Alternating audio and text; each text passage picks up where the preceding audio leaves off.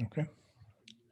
Continue. This, by the way, is a new feature of of Zoom. Those who have been with Zoom will remember this. Anyways, okay. So question: when you put out this job requirements, uh, how do you go about it? What is the perspective as a hiring manager? What process do you follow? What is the idea behind uh, the whole thing? Who wants to do a few things? Sachin, why not start with you? Hi, Sailesh. Hi, Parish. Hey Brijesh, hello everyone. Absolutely. Uh, Honestly speaking, today I have a plan of listening to experts because I'm really not in the position where I hire people. I used to take first round of interview at the other organization, but Uh, can't hear you properly. oh, sorry.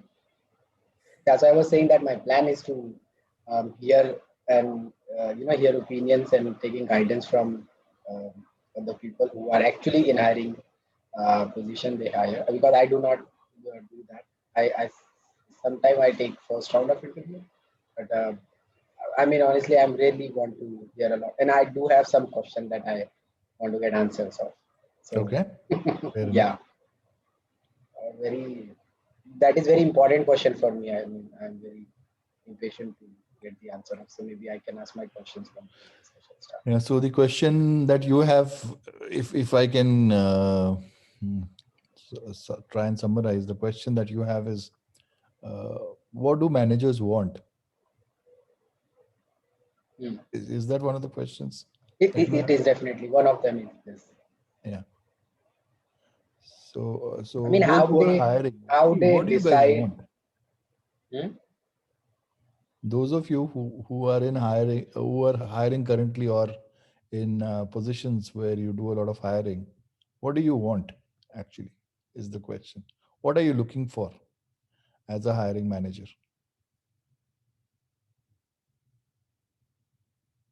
Who wants to take a shot? Hire a person. You're looking to So hire a Sachin, person. Sachin, is that question for hiring managers or managers in general? Uh, uh, that's a good one. Okay, we'll have both perspectives, maybe. Hiring managers and managers in general. So let's start with hiring managers first, maybe. Let Okay, me give it a so shot. Okay, Yeah. someone said. no, sure, go ahead, Shailesh, go ahead, please. So, all right. I have been hiring manager for last 5 years. Now I'm taking first or second round, but I have my VP who is my hiring manager who decide those changes and all. In my previous company, I was doing that and also when we are preparing the JD, uh, that's and what something like JD is something. I mean, we cannot put all the things that we want. We need to be like again, it should look like similar to the other JDs and all. But yeah, if I talk about myself and I'm taking interviews or whenever I'm making decisions or what I have been asked so far to my team members of technical panel is we know that what kind of work we do have. So that's the primary thing. Let's say we need to do some testing, functional testing, or in other way, maybe don't often use the but manual testing. So that's like we cannot. I mean, we know that it's not that we can. Without that, also we cannot do some discussions because so there is no like let's say automations or performance etc. Kind of need is there. Then it's a primary. But then again, we look for let's see it's someday or we are planning to start something on automation. Then there is some requirement and all. So we again assess on that front as well. But that's a secondary part. And again, assessment varies time to time, not only company to company, but in what situation we are doing the hiring. If it is a, let's say, some service based or consultancy company where we need to onboard the people sooner on some project, otherwise we are doing we are having some kind of revenue loss. In that case, we only focus on the primary skill, whatever is required. If we are just planning to hire as a bench or some kind of little reserved stocks of all those resources and all, that time we look forward what is the like our goal for next 1 quarter or 2 quarter. Let's say we are going to target on these particular areas, we want to pitch in that particular areas to get some projects, we do that. Again, on product companies, scenario will be different. It's not on the what is niche in the market, but what we are using. Because in product based companies, whatever, let's say, tools or framework they are using, it's very hard to directly change that. So that time, the focus will be more on the domain. Focus will be more on the that particular technology where you are using. A part of that, main thing that I always look for is how smart, how good learner the candidate is. And if someone is giving up easily, I don't prefer them. Let's say I ask some question and he or she is not able to get answer. We give the hint. Okay, you should do that. Then again, I give the hint. But if even after giving the hint, they said, no, I cannot do that. Such candidate I don't like personally, because we are giving you the hint. At one point, I will also like ask them if it is online. Okay, you Google it and answer me, but you try it once at least. Because if someone can try, someone can Google something. That's what we want, right? We don't want everyone who can do the code by themselves also, who can do everything by themselves without taking help of Google. So that's a few of the common things that I would like to add. I like the idea of having Stack Overflow open. True. I always have one test. एक online test में बनाता हूँ. So I give the test to everyone. Then recruiter asked me, is there any time? I said no. They said like, what if they will copy? I said I want them to copy. I want them to Google those answers and put it that. So I don't want anyone to. And then I will ask them why they have given this answer. And based on that answers, we can assess, okay, what is the logical level of that person? If there is a code given, there is code snippet given, and we are asking for output, person is given that, okay, there is a compilation error. I will try to understand what kind of compilation error. Is it something you just type that code in your editor and you run it and you got compilation error, but you don't understand why it is? There is no meaning of that. Okay, I think those are very good points, Shailesh. So Brajesh, if I may add to what Yeah, Shailesh Pariksh, you was were saying. trying to say something, so please go Yeah, ahead. right. So first of all, no, there is no common thing that which every hiring manager would have. It all depends depends a lot on the context. Who are you hiring at? What level are you hiring? What time are you hiring? Right. So I'll give you a few examples. Now, right now we are building a big team of around 40, 50 testers. Okay. Now, right now, the focus is that we need to have a mix of people. We need, when we are building a team, we need to have some people who are very good in the domain, the payments domain, which we have. Some people who would be good in the automation. Okay. Some people we need who are just street smart communicators, because uh, such a big team, a lot of delegations would happen. We just want them to take care of all the communication part. They may know some testing, they may know some automation, they may know some performance security aspects of it, but we need some very smart people on that. Correct. So that is one context when we have to build a very big team and we want to have all kinds of people. And if you speak individually, it was about the team hiring. If you speak as an individual, which we have to hire, as I said, that my personal bias has always been towards good communicators. The reason being that, we all know, right? We are at the center of project at every time, being in testing. So questions from the PO, questions from the Scrum Masters, questions from the other stakeholders. We ourselves have to, have a very good defect report and so on. So a very good communication is the number one key for me. That is something which is hard to teach. And even if it can be taught, it takes time. So it makes my job easier if I hire good communicators, number one. The second thing is about the testing skills, whatever skills we are looking for, functional testing, automation testing, non-functional testing, whatever it is. And the third thing which I look at, the understanding of the tools, how well they know tools. But that is not a showstopper, not a deal breaker. The reason being that every organization will have a different tool stack. So if somebody is good in Jira, that means that even if I'm not using Jira, I'm using Rally, he would be all right. He will take a day or two and understand the flow, and he would be all right. So no, that are some of the areas which we look at. This is about single hiring or team hiring aspect. At some point of time, we need a very specific skills, and we have to interview on those. And that time we may have to think about certain exceptions also. For example, right now we are hiring 4 C# developers who would be part of testing team, right? So though they would be part of testing team, our focus is not on checking how good they are into testing craft or testing concepts, but how good they are into C#, and they would get the tool which we are trying to build. Will they be able to build that tool?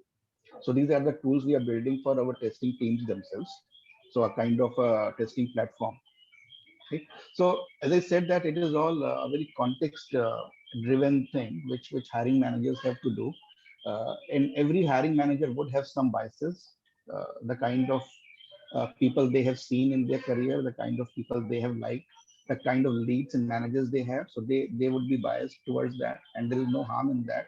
We all should build our own teams without looking at a framework or a standard structure. One more thing which I personally like is hiring freshers. So even if I get an approval for hiring of people at 2 3 years of experience or 3 or 4 years of experience, I convert them usually to freshers. Now, why that is helpful is because they are the people with the highest energy levels. They know that they have to do something, they have to achieve something. So that helps me a lot. So these are, I mean, again, as I said, my personal perspectives on when I hire, and these may vary industry to industry, person to person. Right. I think you made some very good points, Parish. Personally, I am also in favor of hiring freshers whenever I have the opportunity. And one of the things that you said is that they have the highest energy level. Apart from that, I feel that they are the people who are devoid of most of the biases that we have. Because as we go along up the ladder, we tend to latch onto some of the biases, and freshers are the people who are like a clean slate. Okay, so it's much easier to write on a clean slate rather than to wipe something on a slate and then write on top of it again. So Absolutely, yeah. very good points, Parish. Thank you for sharing that. Others, they want to share something. Shyam, yeah. Shyam, please share your thoughts. Yeah. Okay. So let's start from fresher level. I never got a chance to hire a fresher, so always go for the experienced one. So I started interviewing people after I joined my current company. So been interviewing for the last 4 years, and yeah. So one difference. I mean, I'm not sure about. I mean, what other companies do, but one unique experience that what I had, like, let's say, in which who makes the decision of whether to hire or not. Okay, so that's something happening at the end of the interview. Whoever has taken the interview, they will sit together and they will actually, you can submit your points whether to hire or not. So let's say there were 5 interviewers and 3 says yes and 2 says no. So there will be, let's imagine there are 5 level of interview, and in the third level interview, one of the interviewers says no. Okay, the interviewer has their own reasons to say no, but it doesn't mean that the candidate has to stop at that point of time. Candidate will be moved to the 4th round.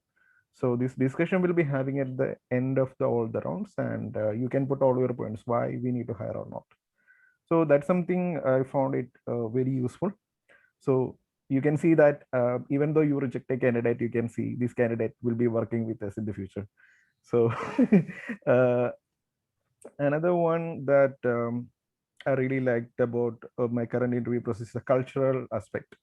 So there is a dedicated run for whether the candidate fit into the culture.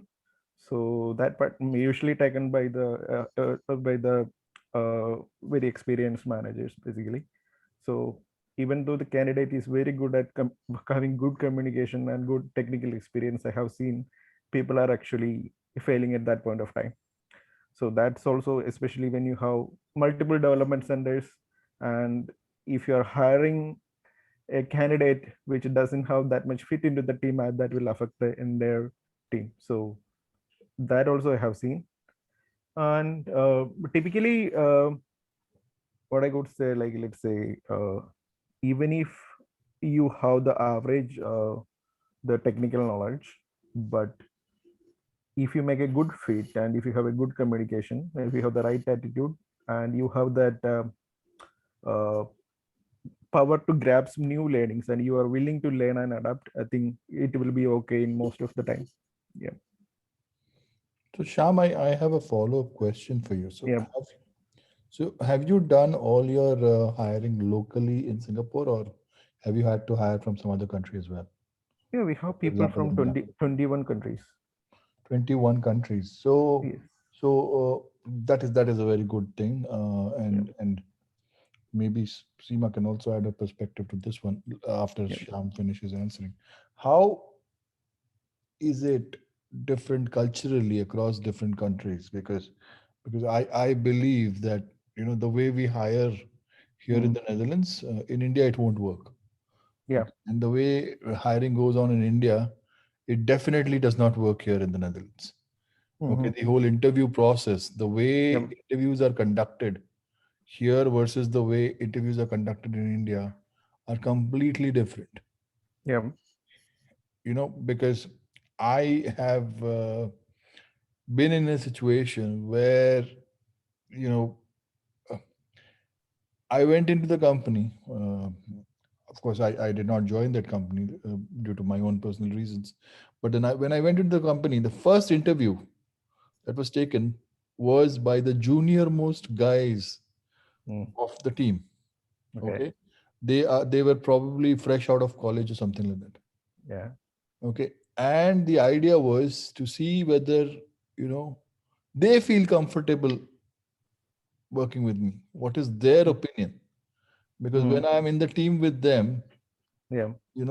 that is also an important perspective to consider. Yeah. It started like that. And then finally all of a sudden it went to the immediate hiring manager, then it went to somebody else. Yeah. So it was all mixed up. Okay. And everybody was trying to see the culture fitness Yeah. as one of the things. Yeah. So I feel that when I'm hiring in the Netherlands versus when I'm hiring in India, there is a huge difference. Okay. Right. So because you said 21 countries, so what kind of challenges have you faced?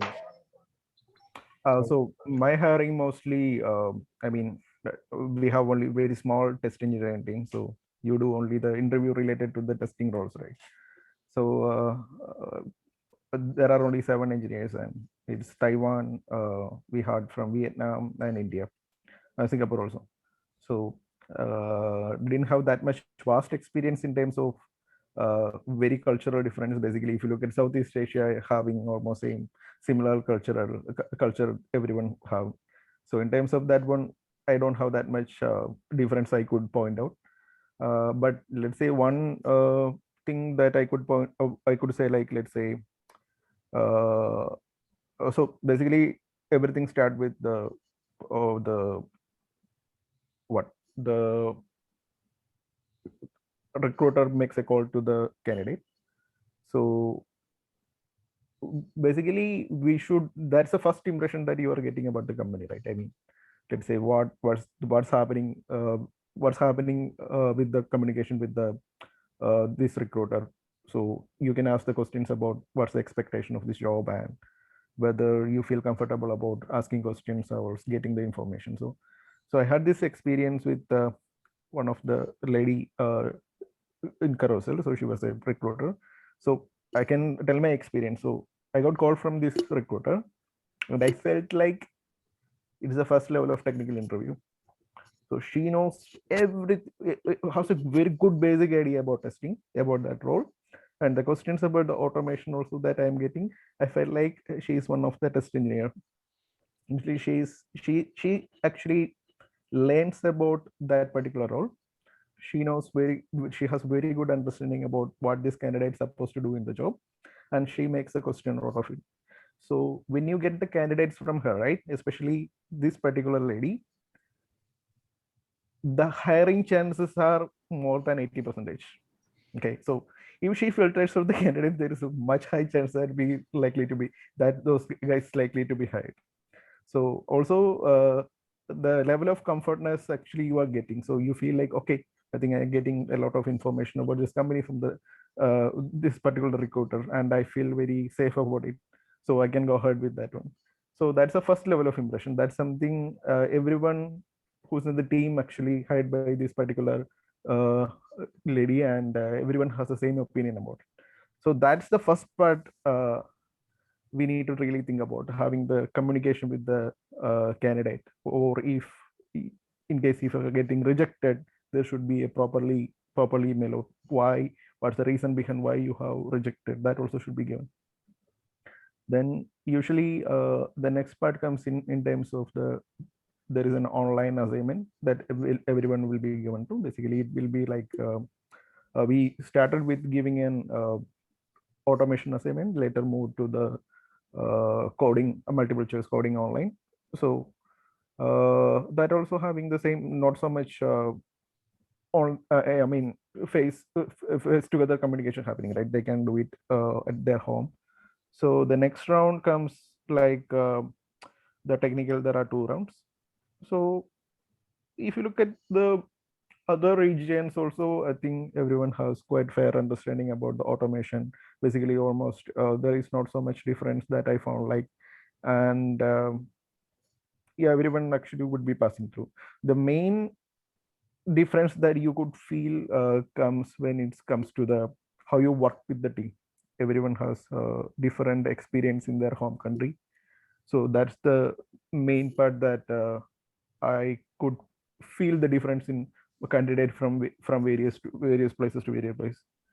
So for example, let's say in if you look at Taiwan, like they speak most of the Chinese language only. They don't really use English at their offices. So when you having a conversation with English, then you need to be quite have the patience with you, because they may take some time to think about and tell it in English. So because they are not so much used to it unless you are working in a very MNC. So if you look at the local offices, then they mostly use the Chinese only. Same with the Vietnam also. So such things are there, but the end of the day, actually, they give the same output. Their thinking level is very high, and they are quite good at what they do. So basically, you need to have that patience with you. That's the only difference that I could point out. Everything actually, if you look at the Southeast Asia, everyone actually doing a good job, and we get a very good candidate over there. Thank you for sharing your experience, Yep. Shyam. So, Brajesh, if I may add something to this question, it's Please. a very important question. And in my career, I have had lots of troubles because of this. So, a couple of stories, incidents, if I may share on this. So, first of all, anybody who is hiring globally has to be properly trained.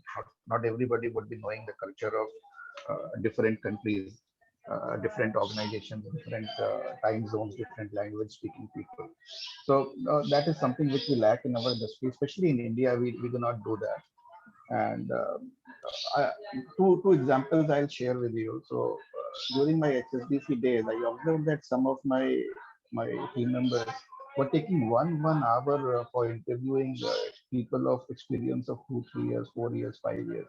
While I was able to finish 3 interviews, they were only doing just one. So I was surprised, and then I wanted to sit with them in one interview, and it was just like checking just the mugging skills, taking the ICQB syllabus or whatever, something like that, and asking all those questions which probably nobody would be knowing, all those terms and terminology, the jargons. without going into practicalities of it. The reason was that no, they were never trained. They one day somebody told those guys, okay, can you take these interviews, because the lead was busy. They started doing it. They liked it. They enjoyed that power which they got in that interview. They liked that particular thing.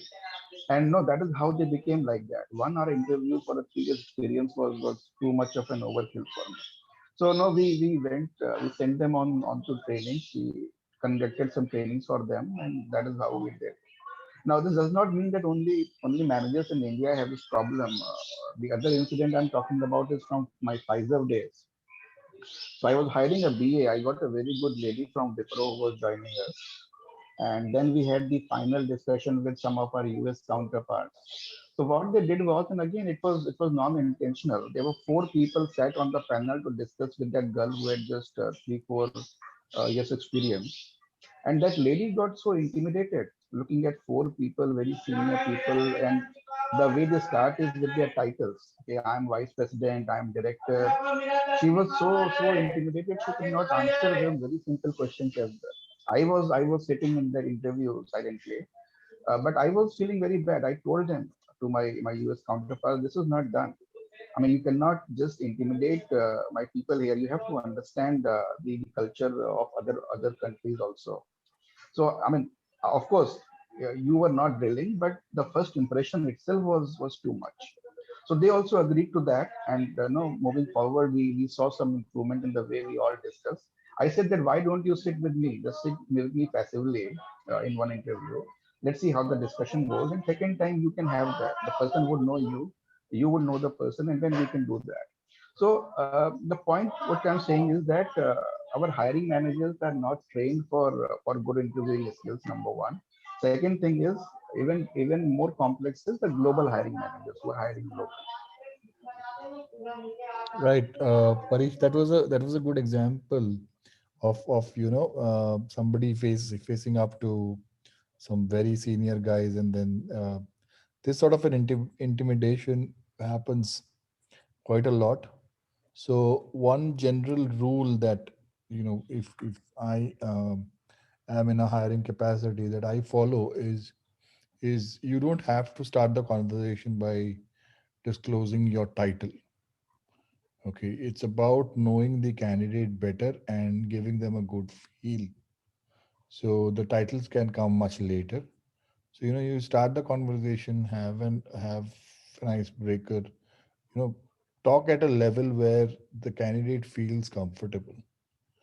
Okay, rather than telling them, okay, I am in such a senior role, blah blah. Well, these days it has become a little complex because normally candidates uh, do check out the LinkedIn profile. They know who the interviewer is. If the name is there, then they know that, okay, I'll be talking to directors or senior managers. But if you are director, a senior manager, or even if you are the CEO, and if you talk to them in a way where they feel comfortable, I think that the title thing should not be that much of a challenge. But yeah, those were again very good points. Kshitij, what about you? What have you observed as a All right. hiring manager, or what are your thoughts? Sure, sure. Uh, I think what Sham has mentioned and others. Sorry for the background. It's my kids' school's background. Please avoid that. Uh, I think apart from the culture fit, I really mostly for the freshers, 3 to 4, 5 years experience. What I really look for is uh, their openness to ask the right questions. Mostly the candidates are very, uh, and as you said, Brijesh, right? It takes the time to get in the comfortable zone while they start speaking up. So I usually give them sufficient time uh, till they come to a point where there's a really icebreaker. They open up, they feel excited rather than being more of overshadowed by the pressure of the interview situation. And that's when they start getting the true uh, showcase their true experience in the nature of the interview process. So uh, mostly I prefer people who really ask questions, who ask the right questions, who are really basically they avoid assumptions. A lot of time I throw up on some of very basic logical questions, and uh, I definitely keep some loopholes for them to ask more questions so that I could answer more, and then they could really get to the root of the answer. So if they do not really open up, maybe not the right fit candidates, they should ask questions. I really don't bother about they giving the right answer towards the end. If they ask the right questions as well, I think they are the right candidates. Uh, in the whole process, I think over time there is a sync between me as a manager who is hiring people, the panel one members, and the HR. It takes a little bit of time to really settle down, uh, getting my expectations and the team to understand what we are really looking for. So that whole process needs a certain feedback loop. The HR needs to understand what I'm looking for. Apart from the JD, the HR basically would interrogate the candidates over the call itself, try to understand whether they really are the right fit. But in the whole journey, the most important thing which I always tell the HR and my panel one members, do not reject if you're confused. Because if you're confused, you are potentially losing a good candidate. Uh, Throw it on the next round, let others evaluate, but do not just reject a candidate altogether.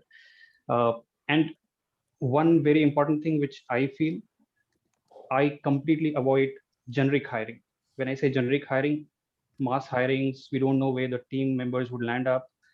We're just hiring in masses, taking generic skills in considerations. That really, uh, we may go through the hiring process smoothly, but then when the candidates are placed within the teams, they start feeling the heat of it because they may not really be matching the skill sets needed for the particular team. So I try to hire for a particular team for a particular position rather than just doing a generic hiring. Uh, and during the hiring process as well, the skill sets, specialization, everything is focused on the particular team where they are supposed to be placed. Apart from this, especially for junior team members or 3 to 4 years, 5 years experience, uh, I'd never ask to write code. I completely avoid that. You choose, give me a flow diagram, give me a chart, give me a logic as far as you can explain. I'm not worried about what syntax you're using, what coding standard you're using. That is something which can be coached, which can be taught, but I cannot teach someone to think or to understand the logic. So that is something which I would always take care. And the last thing, provide feedback. That's so important for candidates to know if at all they are lacking somewhere, so that they could improve. I would definitely provide feedback to anyone who probably I would not go ahead with. I think that's very important, because I don't know who I was talking to recently, and she was like, I have given so many interviews, I don't know what is happening. Okay, there's no response coming from the recruiters, and she's like, well, the HR is not picking up her phone. Okay, now why are they hiding is something that I never understand. Okay, and this happens a lot in India, especially because I have seen that happening a lot in India. They suddenly go underground, and they will not pick up phone, and if it is the candidate who does the same thing, they'll make a huge noise about it.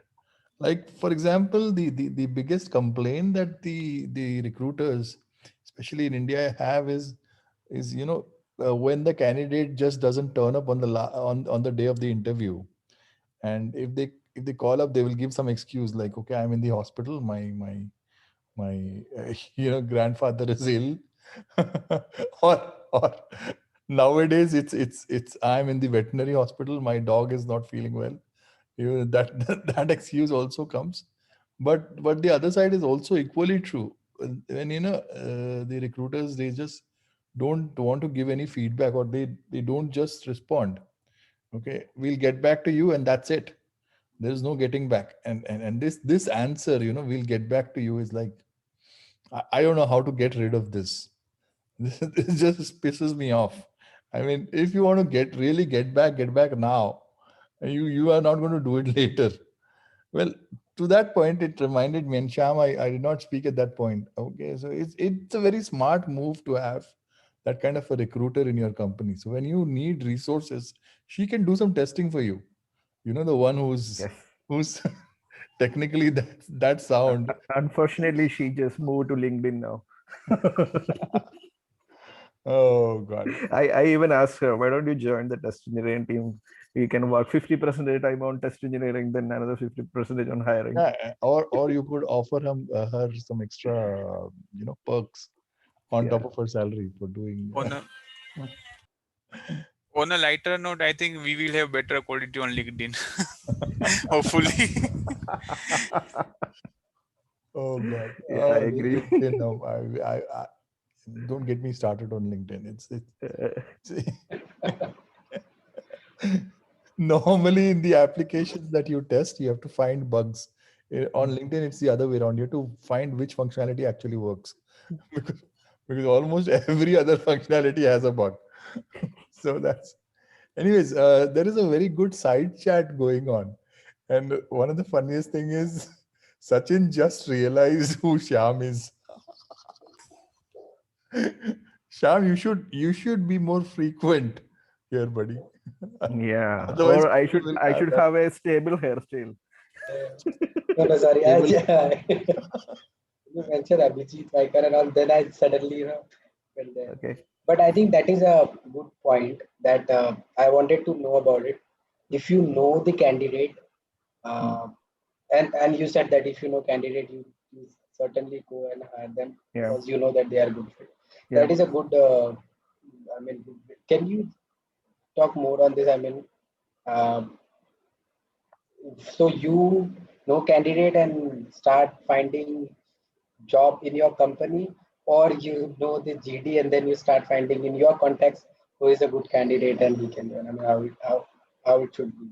before Shyam attempts an answer, I will say something to that, Sachin. Yeah. In my current company, the hiring, the way I got hired was something like that.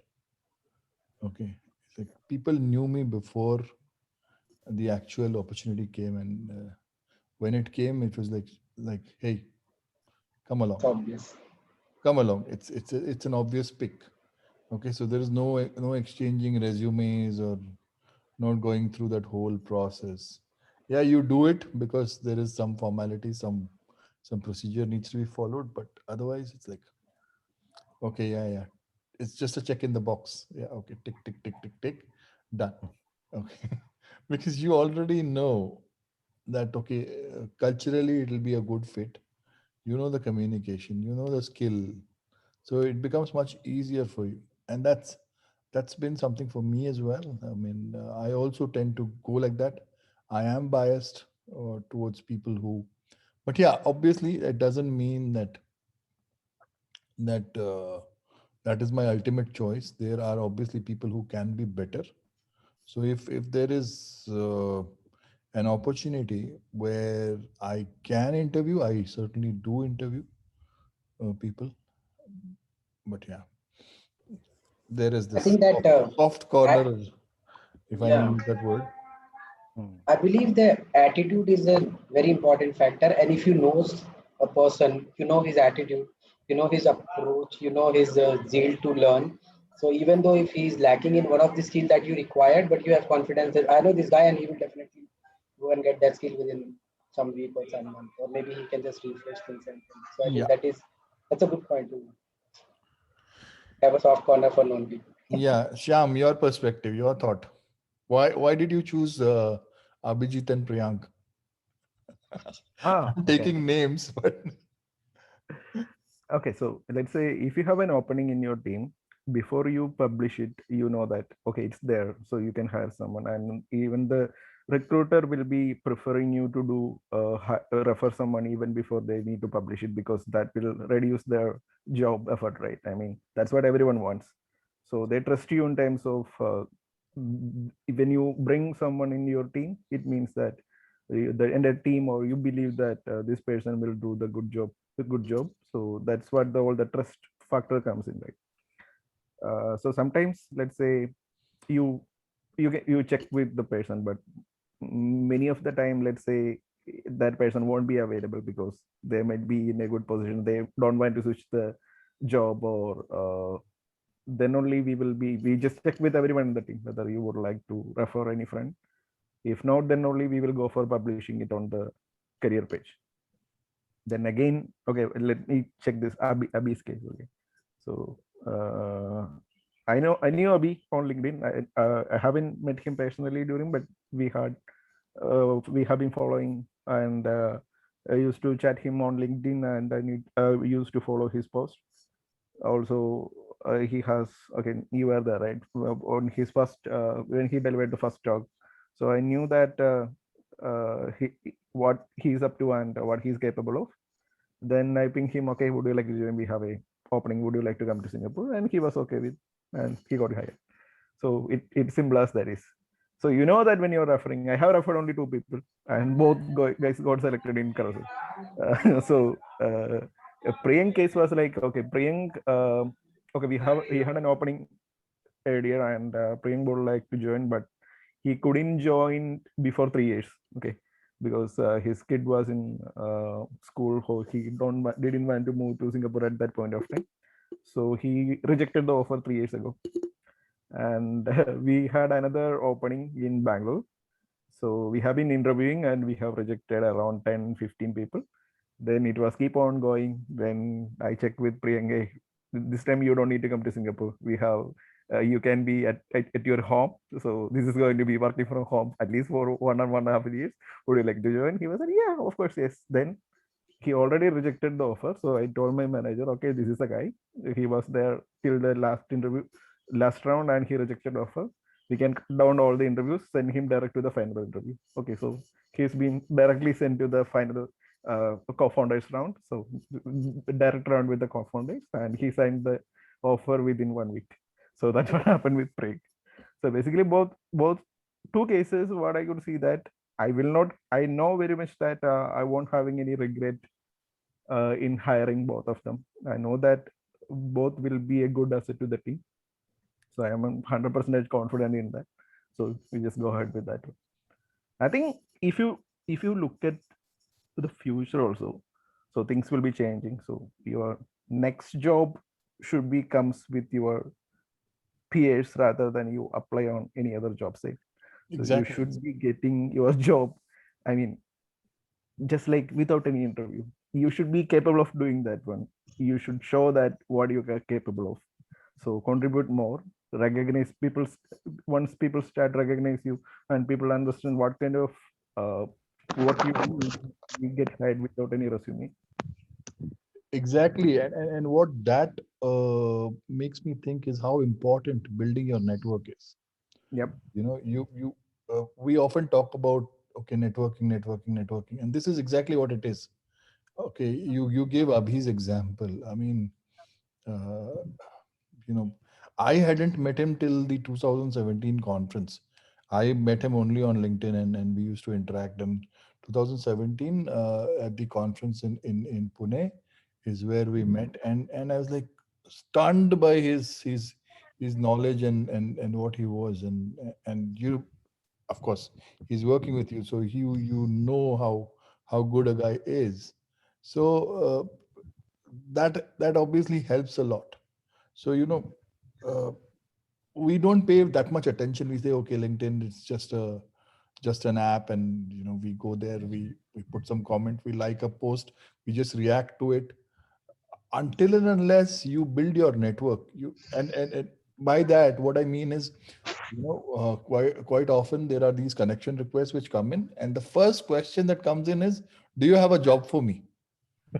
And my response to that is, dude, I don't even know you. It's a connection request. Okay, you are trying to connect with me, so connect. Okay, rather than just sending me a request. And when I say connect, it's like, okay, build that relationship, that I get to know you better, then maybe I can refer you to a position. It's not like, okay, do you have a job for me? And maybe I have, but I don't know if you are the right fit. I don't want to just send your resume, and then the recruiter comes back to me and says, this is not something that we were looking for. Okay, so और meeting and meet. So yeah, Rajesh, if I may add to what you guys are telling, on Sachin's question is a very deep question, right. and if I may be very honest, and, I'm afraid of being honest here, but what happens is that at senior levels, I'm sure we all have seen there's a lot of politics which happens. There's a lot of tug of war which happens. So in that case, we want our known people, our trustworthy people along with us, right? So that is why we always try to get the uh, known people and the people with whom we have worked with, who we feel that they're aligned with our thought process. Because no, as we all grow senior in our job, right? We build some principles, we build some ethics, and not everybody would be of the same principles and ethics. The people who have worked with us would be showing some aspects of it, some percentage of it, even if not 100%. So rather than I hire people who would eventually become my adversaries, I would want to hire people who have worked with me and who are aligned with my thought process. This is at the senior level.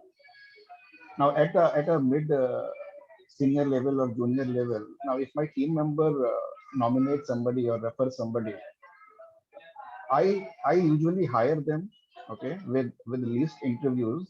The reason being that builds a good trust and a team. It's kind of team building activity, right? The team members Yeah. think that okay, I am empowered in my team to make decisions for the team. So it's a very important thing. But having said that, now this new culture of, as Brijesh was saying, sending up a LinkedIn request and just asking for jobs and somebody getting money for the referral. Now this is what we do not want. We ask our team members, do you actually know that person? Have you Yeah. worked with him? And even if you have worked with him, how long have you worked with him? In 6 months, you cannot tell me that okay, this is a good person. So if you have spent significant amount of time and you trust their capabilities, I would definitely hire them, even if the skills are a notch less than somebody who I have separately interviewed. So I would ditch that person for sure. Well, I think that's again a very valid point.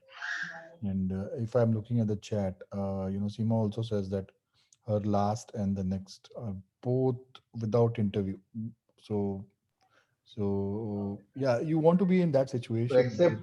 except my first company, all my jobs have been through my known managers. Well, Just Capgemini, which hired me from campus, Canbay, which hired me from campus. Every other organization, Pfizer, HSBC, and now Diebold, they are through known managers. well, with me, last uh, three, yeah, three out of the last four have been like that, and and in most cases, I have had to, after joining, I have had to send them my CV because it had to be a part of the process. That's it. That's the that's the only reason why I had to even prepare a CV. Okay, so yeah, so that's a very good question actually, Sachin. Um, well, if I look at the chat, there is another question. Skills over degree. Would you prefer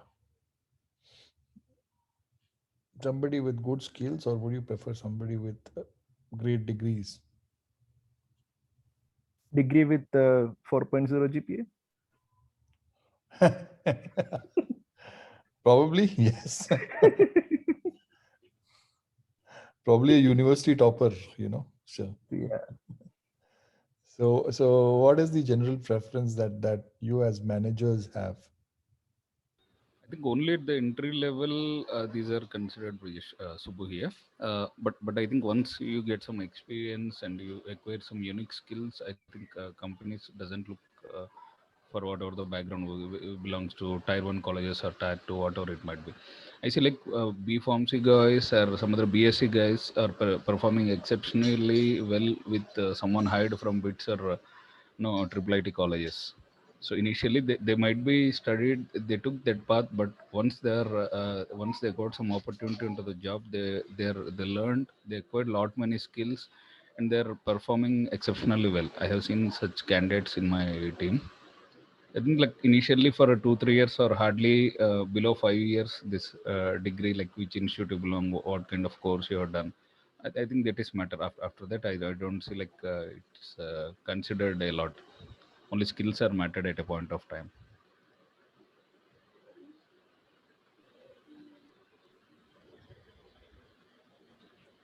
Sorry, Brajesh, you're on mute. Yeah, Arvind had this question. Arvind, why do you think this is bothering you? I want to hear your perspective. Like I have seen many job openings, they just specify that what degree you want. Like in many product companies, they want someone from IIT or some top tier one colleges, even for experience greater than 5 years.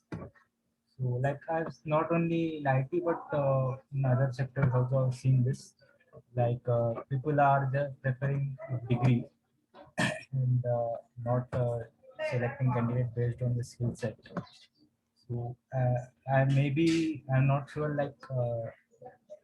many companies are doing that, but what I've seen is that yeah, still companies are preferring candidates with a relevant degree, even in for product management role or BA role. Whereas like they have specifically mentioned job description that they want candidate with master's degree in management or yeah, a postgraduate degree, so something like that. So that's it. Well, I have seen quite a few of those. In fact, in one of my last companies, they were strictly hiring PhDs. Okay, they wanted PhDs only, and that was very specific. But then, obviously, I later on diving deeper into that opportunity, we found that it had a lot to do with PhD level research that they were doing. So they wanted candidates with a research mindset and somebody who um, had some basic qualification to validate that sort of research mindset. So that was the goal, but otherwise, yeah, I mean, things are changing. I would say, Arvind, in my opinion, earlier there was a lot of focus on having a degree. It's a must. You should carry it at the time of. You should carry a copy at the time of your interview. I have done that in my initial days, early days when I went for interviews. I had to carry copies of my degree certificate and stuff. And sometimes they even wanted, some companies even wanted, 10 standard mark sheet. I don't know why, but how could I get a degree without passing 10 standard is something that I do not know. I mean, probably they thought I was a genius and I could do that. But so That maybe they want to check that percentage also, 10th, 12th, and degree all. yeah, could I mean, be. TCS has very ugly criteria, I guess. One of the reason I never applied, never able to apply to TCS, not as a fresher, not even after the experience, that they need 60% in 12th science. I think Infosys, I think most of the service. And I got 52. Well, no, I think, yeah, there are some companies, especially in India, they specify that, okay, you need these many, this grade Yeah. or 60% or whatever. But I have seen that, people making exceptions to that. But again, for that, you have to be a really good referral of somebody. So going back to that point uh, of being a good, building a good network and making sure that you are known to the interviewer before the interview to get to get better chances of being qualified. I think that helps. Something that I want to talk about, and this is a little off topic, that has been distracting me is the comfortable chair that Gaurav is sitting on in his picture. If I look at the screen, he seems to be sitting. Recliner? He seems to be sitting on a very comfortable chair, and I've always wanted a chair like that. Gaurav, where can I get that? Mirzapur.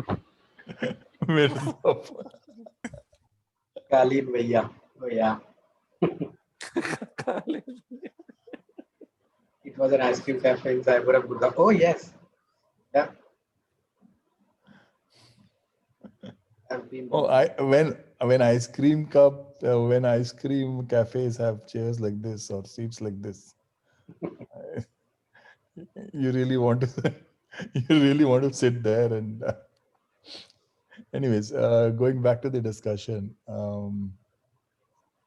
So Seema has a question, maybe in India. What is the process of how a JD is prepared and what type of candidate is required? How much say does the hiring manager have in it? So maybe Parish, Kshitij, you guys can answer this. What is the process of preparing a job description? Because nowadays we see um, crazy job descriptions. Okay, they want superheroes in their teams these days. I have created many job descriptions, but I will not answer this question because I know that I was cheating myself also that time. Parish? Yeah. Yeah, Bridget. So I think I will say two things on this. One thing is that the first thing about the question, and second thing is a supplement to that. So hiring managers definitely have a say to what job description has to be. Number one, simple answer. The poorer part is that our recruitment teams already have a lot of job descriptions.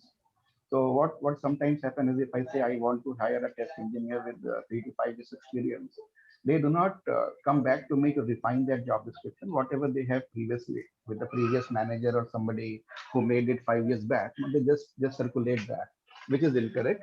So as a process of this whole hiring thing, we need to make sure that a new job description with the new roles and responsibilities and skills, everything is mentioned and has to go there.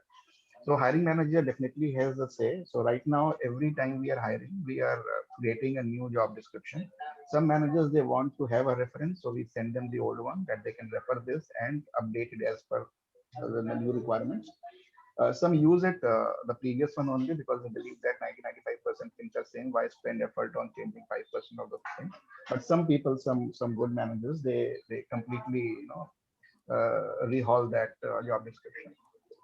That is point number one. Point number two is that we always complain about, and this is the second part I was talking about, supplement to it. And this has gone into a vicious circle. Our hiring managers put so much into job descriptions. Looking at that, our talent, our candidates, they also put so much in their resume that even if you ask one thing, they would not be able to answer that. And you know, that troubles me a lot because I do not usually ask questions. I just take the resume, I read that, and I ask their experiences on that. So somebody says I have worked on mainframes or IBM X400. I just ask, what did you do on this? And when they're surprised that they are listening the term first time themselves, right? Or I just ask them, somebody has mentioned Perl, which version of Perl you have used while you were working on Perl, and they are just completely clueless. They do not know about that, right? So some very simple things, and this has happened, and this has become a vicious circle now. We put so much in JDs and candidates put so much on their resumes. No experience, only keywords and terminology. Yes, you are absolutely right. I remember an incident from my early days. So I had this friend of mine who was very fascinated by this, in application for interviews, and I was like, you apply to every second interview call, and you sometimes attend, you get an opportunity in it. And how do you make it past the initial screening? It's like simple, pick the keywords from the CV, sorry, from the job description, and put it in the CV. That was his simple trick. And those days, very early days of XML, okay, we had no clue. We had just read in a few articles, blogs about XML. That guy had it on his CV, and I was like, dude, why do you have it on your CV? He's like, because it will increase chances of me getting hired. That was his perspective. And even now, the vicious circle that you spoke about, Parish, is absolutely true. Where um, the job descriptions, they carry so much. They say, okay, we need a Superman, and there are people who are saying, hey, hire me. I am a Superman. I have everything on my CV. Whatever you ask, that is there. Plus, whatever things you have not asked that are also there in my CV. Okay, so yeah, you're absolutely right. That happens a lot. That happens a lot.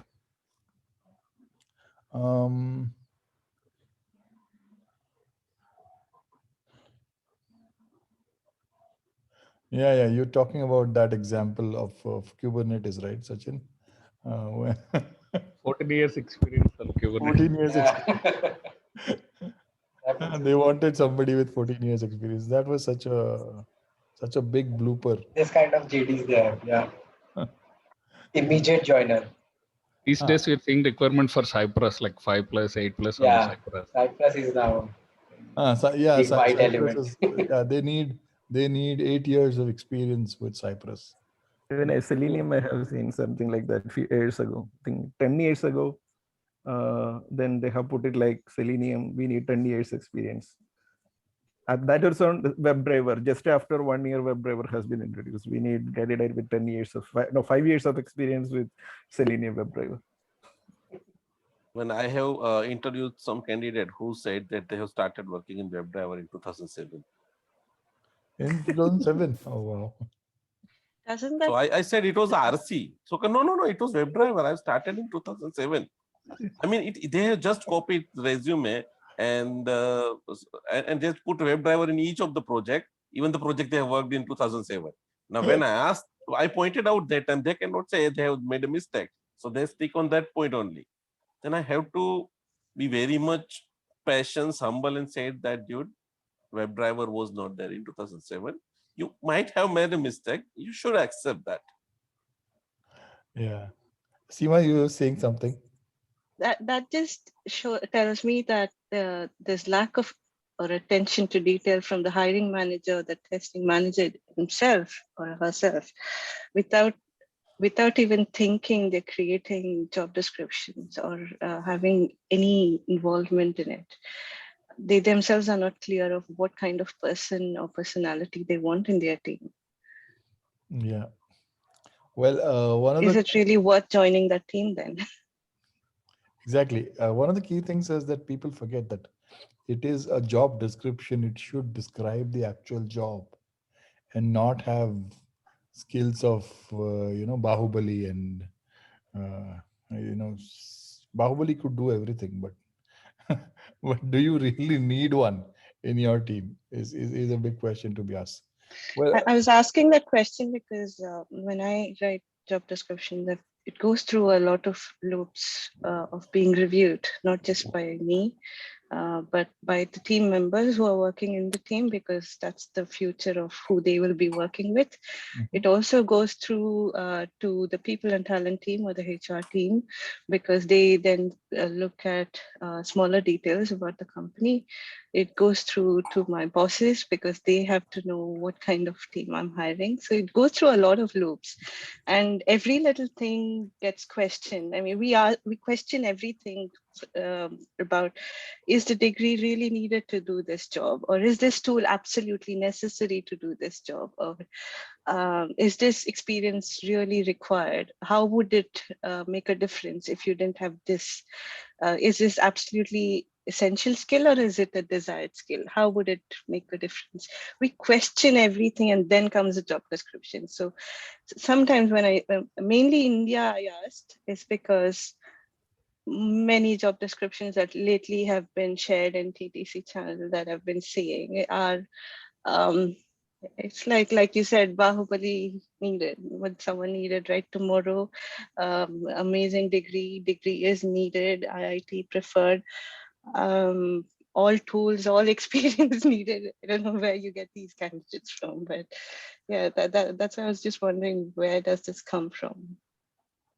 No, not much of attention is paid to the job description, and that is the drawback. And I've had this question always when I was hiring. The recruiter was after me, give me a JD, give me a JD. And it's like, JD is not something that I can just write. It is not an email that I'm going to send it to you in the next 15 minutes or something like that. We often say that, right? That, okay, immediately after this call, you will get an email from me. It doesn't happen like that. A lot of times people don't understand that. And you're absolutely right, Seema. It has to go through those checks before it is actually published. Okay. I have seen situations where the team, comes back and after a few days says, who hired this guy? The question comes to the hiring manager, and then if you trace it back, the job description itself was pretty poor. So yeah. But there's a bigger problem, Brajesh. If you see today's LinkedIn, right, or any day's LinkedIn, the people are so much into finding a job, they do not worry about job description. How so much we talk about job description and its value. The market is so much in supply that they do not want job description. As soon as they write, I want a tester with 4 to 5 years experience, I will get 100 requests. Nobody will ask me what is the job description, what will I be doing. Correct. And the people who ask, they are the only people who will be passed to the funnel for the first round, because they are the serious ones. Everybody else is just a shopper in the market. Yeah, absolutely. Well, another question that I had seen, or probably something, I don't know. So as a hiring manager, or what are you what are your thoughts about hiring somebody who just ticks maybe 70% of the boxes and not everything? Would you go with such a person, or is it important that the person you're looking to hire ticks all the boxes? Because I'll tell you why I'm asking this. Because a lot of people, they make changes to their CV. First step is because they want to tick all the boxes. Okay. Even I tell people that even if you match 60, 70%, 70%, or a little higher of the job description, you should probably apply, rather than trying to make changes to your CV and adding garbage to just say that, okay, you match 100%. So from a hiring perspective, what do you look for? 100% match, or you have some compromise there? I think 70% is a good match, Brajesh. So few things if needed we can train, or I think on job we can learn, or like we can set that. I think 70% is good match. Like if we start looking for 100% match, we may not find the candidate within the time. So I think time is a valuable thing when we hire someone. So if it is like someone like TCS or Infosys, where they have a lot of backup for the people and lot many projects, I think it's okay. They can put the candidate in the pipeline, hire many people. But when it comes to something like time is defined and we need to kick off the project, I think we can go with the person. 70% is decent actually. So Well, these days, like that trust something is, a lot of people they are getting the offer, but still at the on the day of joining, they are sending say like no, I'm unable to join. So even the reason also they are not mentioning whether they are joining the other company. So we are not able to figure it out. So this means like last 6 months, I'm seeing many of my friends also. So they asked for the interview. When they got the offer letter, they said like thank you. After before the joining date, they are sending a mail like I'm unable to join. So it's like very at least they have. disgusting, and now we are seeing like preference given for the candidates with the reference, like good reference. I work for a company. We our product is used to build the career sites actually. So Microsoft is one of our esteemed clients. We have like 230 clients now currently. So I think like from last after COVID, the internal job postings, the companies are looking for IJP movements very seriously. Earlier it was like they used to prefer external candidates. Now companies also like they are looking for candidates who are accustomed for their culture. So who fit already working in the other departments also, if they acquire particular technical skills, they are trying to provide opportunity for the candidates. Internal job movements, we are seeing very good data from whatever the clients we are having. So companies also changed the perception of hiring. So people respect of their background, if they are interested and if they are able to do some work on that one, potentially fit at least like 60 70%. so they're giving chance for them. I think it's a good trend. Yeah, and I think, you know, while describing the job, it is very important to also detail out the must-have skills and, you know, Nice to have. Yeah. yeah, good to have skills very clearly, because then you are not compelled to tick all the boxes that you need to. You should probably tick all the must-have boxes, but with the good to have boxes, it's okay if you don't tick on some of them. Uh, I also see Neha in the call. Hi Neha, you haven't spoken, so I would like to know your thoughts.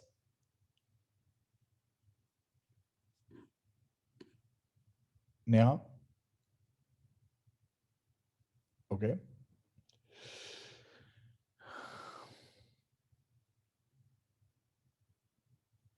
Well, that's a good point, Seema. Person could have 100% skill, but if the attitude is not right, yeah, absolutely. Well, Nikhil has a very interesting question. If any person has very good skills in coding and automation skills, but the candidate has not been good, does not have a good mindset for testing, can you still hire that candidate? Well, that's one of the biggest debates that is on right now, because a lot of attention is paid to automation skills and nobody is even asking for testing skills. You know, you don't see anything mentioned in the job descriptions about what kind of skills you need as a tester. It's all in thin air. So yeah. Automation engineer.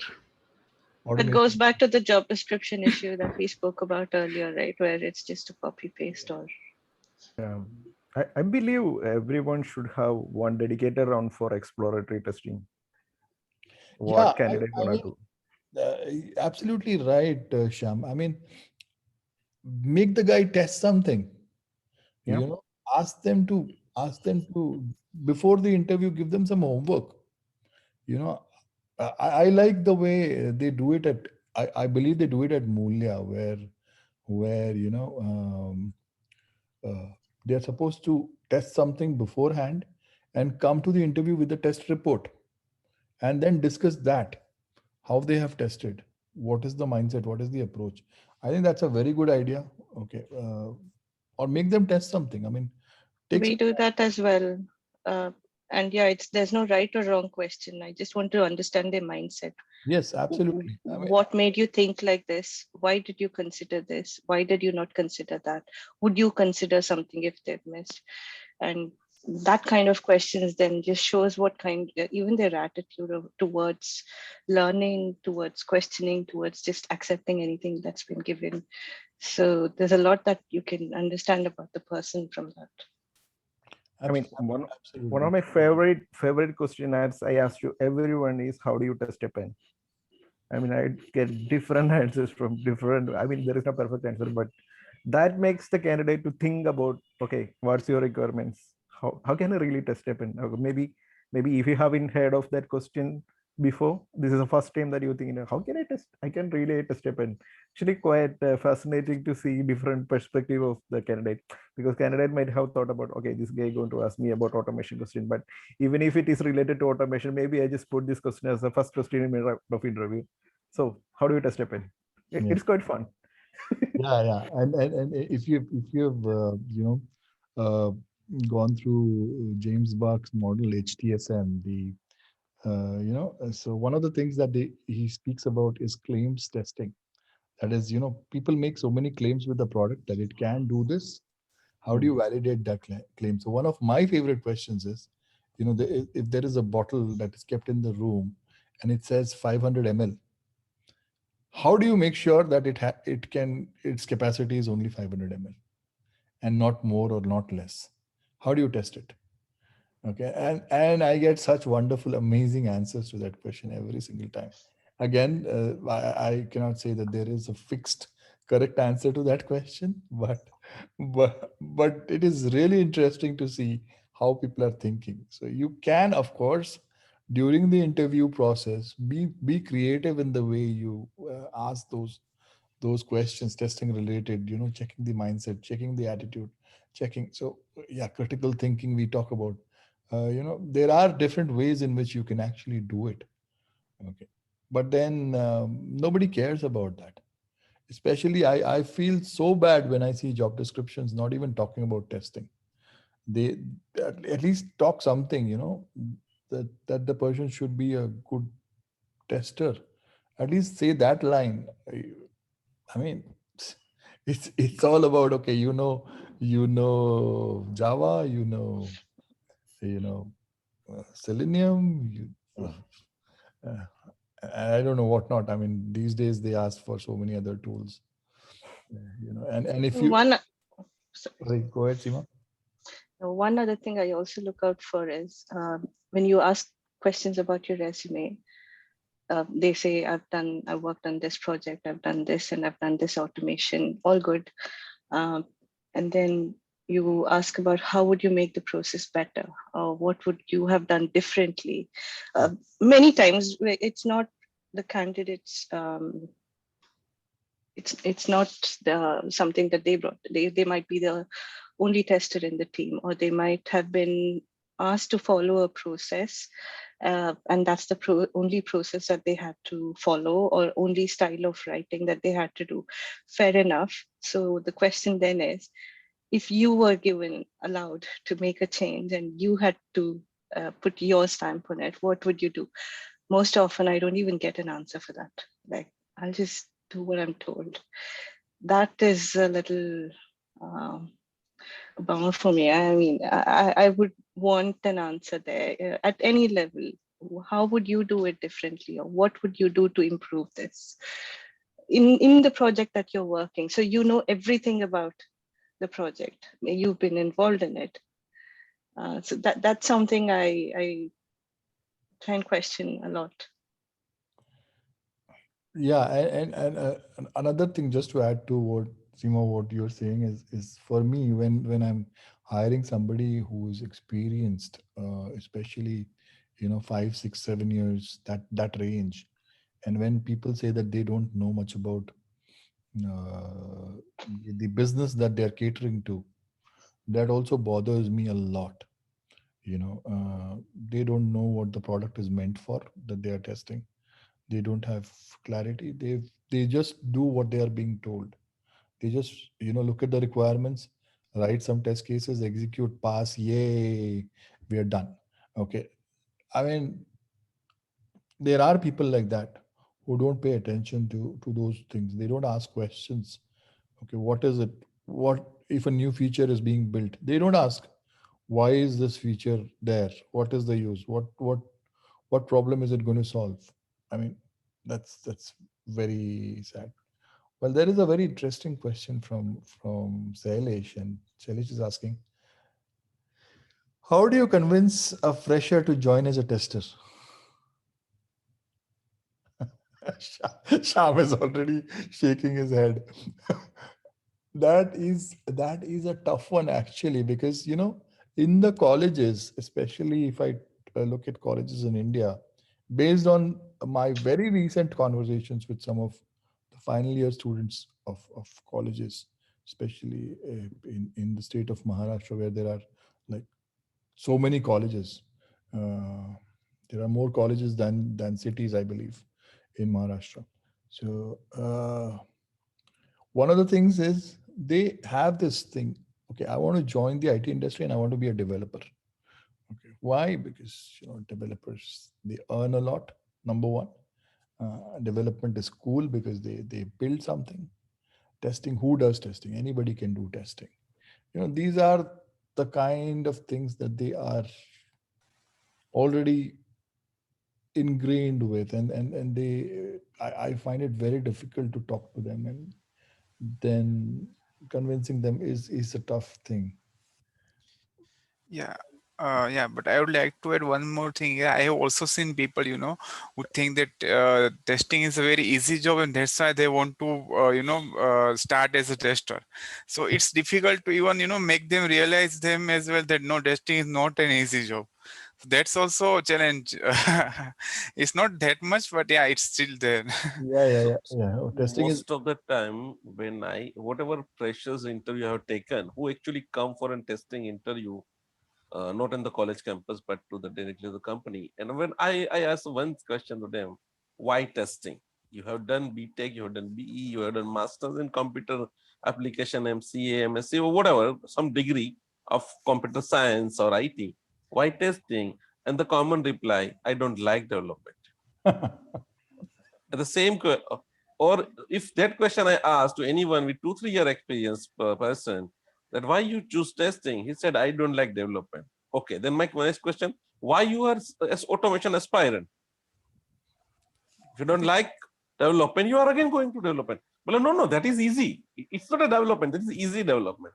I mean, come on, yeah. I mean, I sometimes I feel like let's keep the interview aside and let's first educate that fellow. That, okay, boss, this is what the testing, this is what the development, this is what the automation. well. I'll tell you something that happened, and this is a very recent LinkedIn interaction I had with someone, and this person told me very clearly, I am told that I have a future in test automation, but I am afraid of coding. What can I do? This was a question that came to me, and I'm in conversation with that person through various discussions, and I'm trying to understand what is the fear about. Okay, that person is slowly opening up. Hopefully, I'm able to untangle some of those thoughts and see what is it that a person is worried about.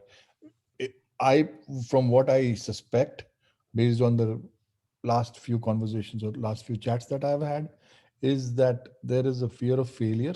That okay, my um, code will not work, whatever I write, or I cannot probably remember the syntax or things like that. Yeah. I mean, sorry.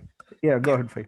yeah, I think the one reason can be means what I observed in last few years that the kind of job discussions are coming up, the kind of things people are talking, it's like scary. If I try to look from their perspective, it's scary for a person who is not into test automation right now, not having what test automation actually is, because the kind of perception they are getting is that you need to know more than one language, you need to be expert at means all different aspects of automation, likewise so on and so forth. So that's why, and it doesn't stop there even, means you need to know CICD, you need to know more than one tool, you need to know the how containerization works, and it keeps going on and on and on and on. So that's why I think this whole fear thing is come in reality in whenever means in the actual market. I'm not saying such kind of jobs are not means in many company people are like means the proper estate job is being like that, but in many other companies it's just on name, and in some companies people are getting interviewed for automation, then even afterwards they maybe spend 2 years, 3 years, or 4 years, they do not work even a single day on test automation. So that's kind of thing, this is making this kind of fear. That's what I believe. Sorry, Shyam, you can go ahead now. No problem. So I believe why some people think test automation is easy, because let's say even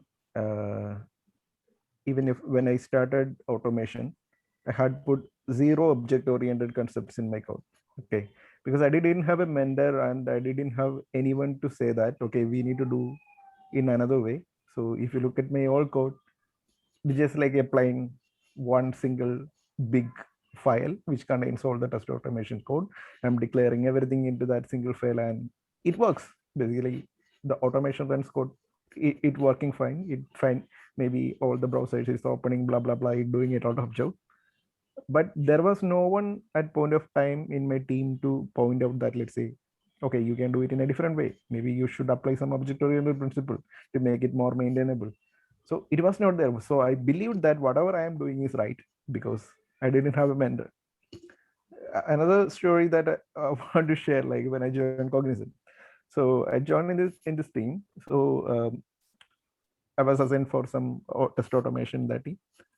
So I wanted to set up the repository and everything. Then the first question, okay, we don't use any repository for automation code. Then okay, so where I can see the code? Oh, you can just download and we will send you the zip file. So zip file, someone send me the zip file, then okay, then how can I send you the new code? Oh, it's quite easy. You just do your part, keep it in a separate file and email me back.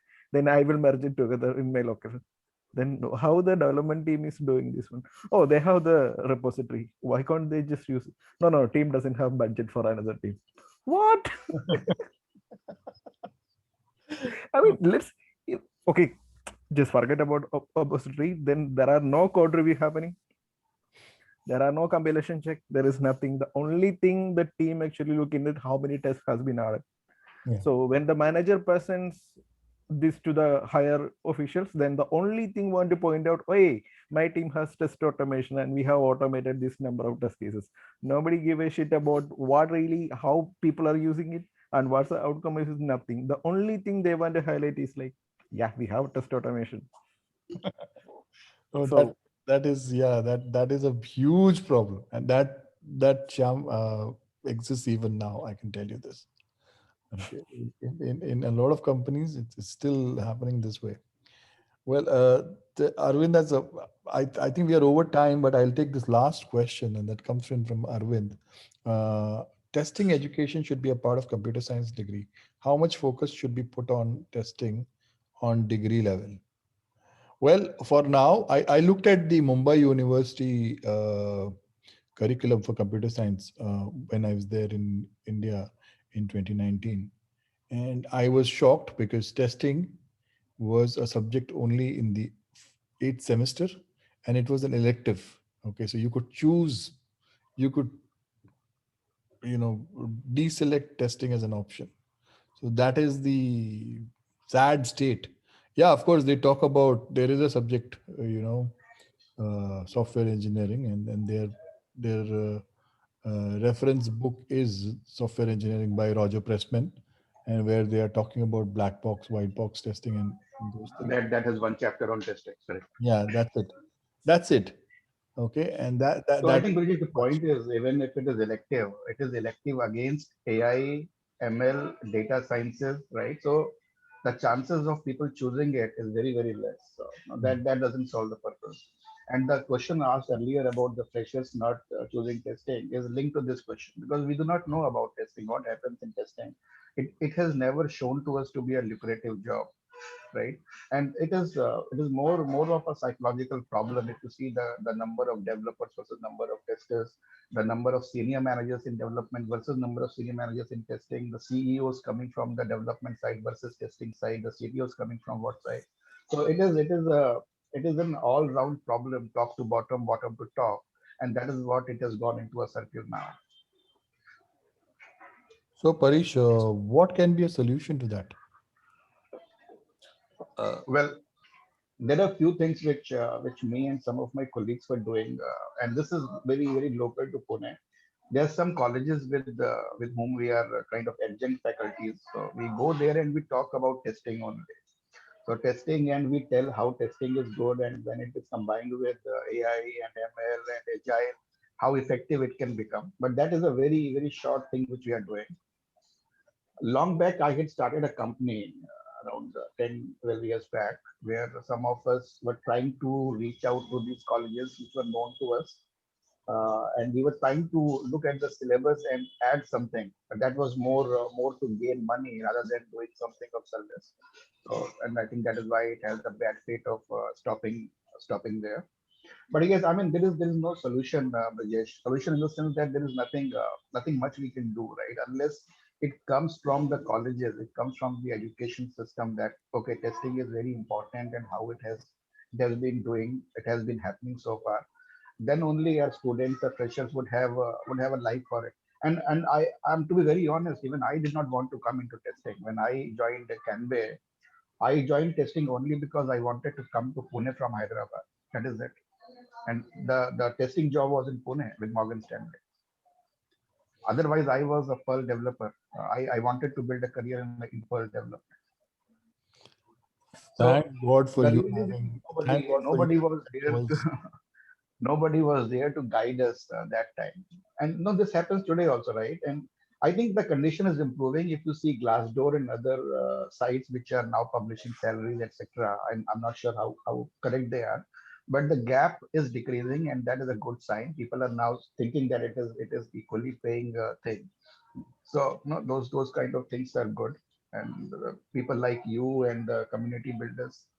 I think if we keep on doing our job, right now our reach is to professionals, but if we can reach a bit further to college going people also, that will help them. Absolutely, absolutely. And what I was saying is, thank God for you having that choice to move from Hyderabad to Pune. So to Rijesh and Paritosh, when you reach out to those institutes for whatever thing to just add something in the syllabus or change something, what was the response? I would like to just know about that, because Shailesh, it's a dual response, right? There's some people who were our professors, who were our lecturers, they take it very positively. They help us by going out of the way also to make sure that what we are saying is at least recommended. If not, they allow us to do workshops. So Bharati Vidyapeeth, DY Patil College, DPES, MIT, SIT. I have done lots of sessions in these Pune colleges where we have only spoken about testing, what testing is and how it is there. In fact, no, many people from that side, they also finish their ICQB examination during the fourth year, getting this from Indian Testing Board, etc. Just to know about that. See, unless somebody talks about that, you will not get the interest. So even if you are not able to change the syllabus, changing syllabus is a very long process, no, and a lot of bodies come into picture there. But getting at least some workshops and talking to the people, answering their questions about salary, about what will they do, will that be a boring job, will developers over empower them or overpower them? Sorry, those kind of things. If we can resolve, they put some mental blockage away from these kids. why I ask this question? Because such discussion we had in the TTC chat once, if you remember, any of you guys and all. And that time also, like I was thinking to just again like start visiting those colleges, meeting those faculties and all. But then again, it's like we need to trade very safe, because first thing that we need to make sure that don't get offended. Okay, this guy coming from industry thinks that we don't know anything or something. And I mean, there is some kind of there might be some ego come into the picture. One thing that it's my personal observation, I might be wrong also, but those faculties are not that much updated with the industry trends and technologies and all, what we people are, because they do have a very like separate, it's a very separate industry, like they don't need to do anything other than those curriculum and all. They are not actually into education, they are into business. If you see US universities, they have too many good courses on software testing. Right? So like Mumbai University or Pune University, IITs or any other like top colleges, I'm not talking about that. If we think about average colleges, the faculties over there, it has to be like kind of trade safely. That is why I asked you the question, and I'm happy to see that you got a mixed response at least. It's not like Parish, you know what? I don't think in India people will even perceive a PhD in software testing. But I know somebody very well who is a PhD in software testing. Unfortunately for us in India, he's from Uruguay. Okay. His name is Federico Toledo, a good friend of mine. But he is the CEO of Abstracta. He is a PhD in testing. Okay, so can we think of something like that in India ever? A master degree in testing, a degree in testing, first of all. Forget about PhD. Probably not. I mean, so yeah, I mean, there is. And that is the gap, Brigesh, if you see this training organizations, I'm sorry, I'm naming them, SQTL, Seed Infotech, lot of them. That is what they had cashed on, right? They knew there is nothing in degree in education system. They trained mass people. I mean, thousands of people every month were trained on these software testing degrees. The whole testing market was overwhelmed, right? The supply was too much, demand was less. And then somebody said, no, you learn Java, you learn QTP, and you will have a job. then this whole thing up towards automation started. So that is what it is. That is how it has gone so bad in all these years. Yeah, Sachin is right. Riyab also has a PhD in testing. Yes. Neha has her hand raised. Neha, you wanted to say something? Yeah, so yes, so on similar lines, like we were discussing about recruitment, even during the promotion interviews, people do ask, even if you have done acquired certain skills, you have done certain certification, but if they'll keep asking you, have you done anything on automation? If not, then areas of improvement you will get, do automation. So it is like end of a life. If you don't do automation, your testing career is like at stake. So how do we deal with this mindset? People keep asking, if you don't do automation, they feel that you're lacking something in your profession. Absolutely. Absolutely. Well, I know that this topic we can go on talking about it because there is there is a lot that we can talk about. But we've gone way past our time. I want to thank everyone for joining in the discussion. There's been some good discussion going on in the chat as well. So since we are recording, the chat transcript will also be saved. I can share it with all of you. No problem. Those of you who want to um, look at the chat later can ping me and I'll share it with you. So yeah, thank you so much everyone for joining. One big announcement is next Sunday, there's going to be a very special episode of this meetup. Yes, Sachin is very happy about it. TTC completes 1 year next Sunday. So it is our happy birthday. So I would like to see you and a lot of other people from the community in the call. We have limited capacity in the call, so we've extended that to YouTube. So if you're not able to join on the call, you can join via YouTube. I will be sharing the details of the same later today or by tomorrow. Great. We have Uh, something planned. Hey, Sorry? advance happy just birthday. just want to remind you one thing, Brijesh, to just set the timing accordingly because there is a fail conf also next week. Yeah. No, that has So been discussed and okay. Because we all don't want to miss either of that. I wouldn't want to miss, and I would very much want Mahesh Chikne to be a part of our celebration. So, Okay, good, great.